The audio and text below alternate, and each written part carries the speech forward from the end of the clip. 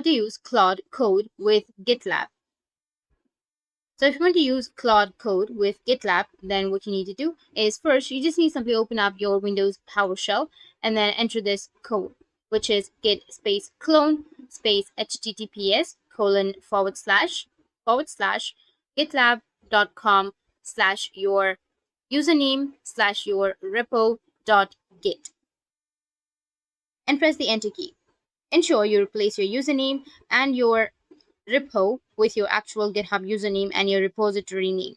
This action will initiate the cloning process and you will see progress message including that files are being downloaded. After the repository is cloned, you need to navigate to the newly created directory. For that, you need to type cd space your repo and press enter. This command will change your current directory to the repository folder you just cloned. You should see the command prompt change to reflect your current location within the repository. If prompted for login credentials, use your GitLab username when asked instead of your password. You will need to use a personal access token.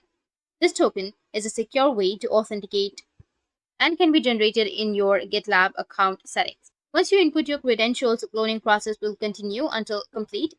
Next, you need to set your Claude API key.